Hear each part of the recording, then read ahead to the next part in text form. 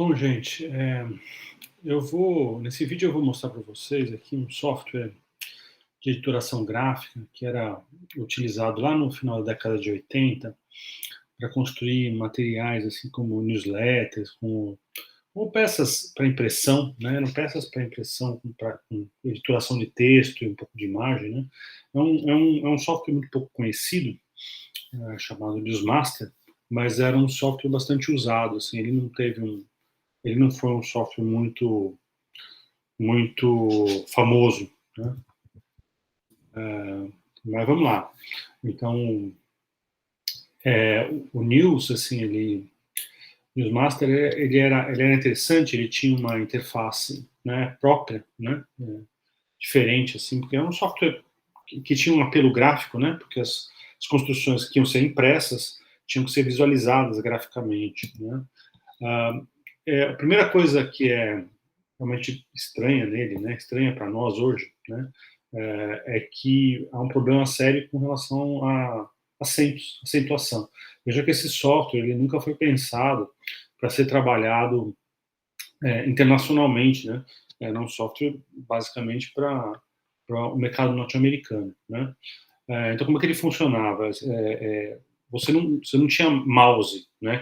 Você tinha que controlar pelo teclado tudo, né? Estamos falando de uma época, final da década de 80, que não tinha mouse, os computadores não usavam mouse, né? Então, todas as funções do software eram controladas pelas teclas de função, F1, F2, F3, né? Então, para editar o material gráfico, né, que você imprimir, né, a gente usava aqui o F2, né, e entrava no editor, né.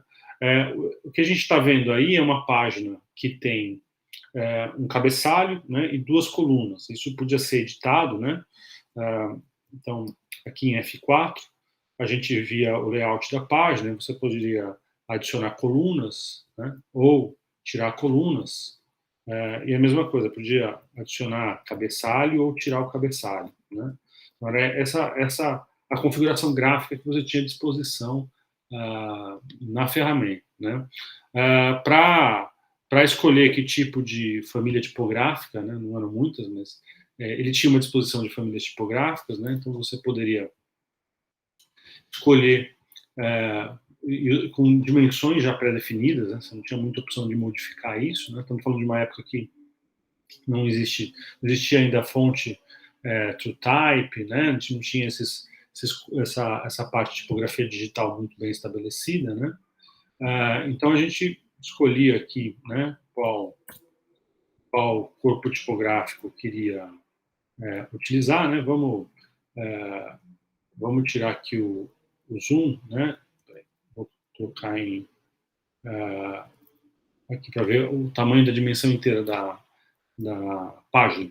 Então aqui, este é um título, não tem acento, né, não tem o que fazer, porque, né, e subtítulo. Aí a gente podia escolher outras fontes aqui, né, vou pegar uma 24, né, o texto, enfim.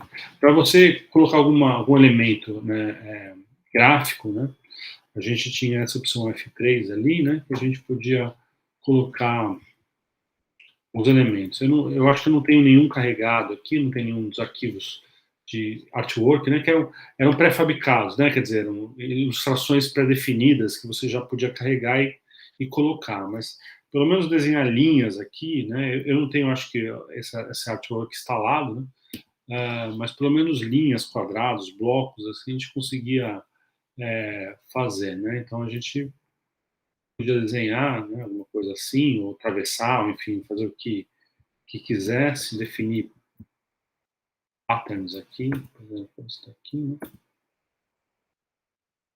A gente conseguia desenhar ou colocar os,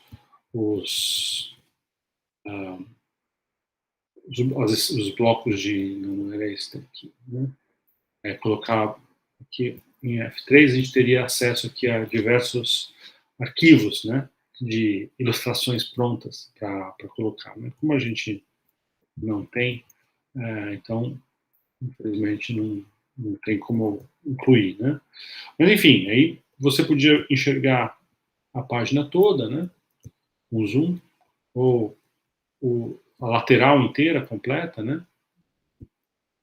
Ou para escrever o texto, né? A gente poderia, aqui está muito grande, mas para escrever o texto, vir aqui no Normal View, né?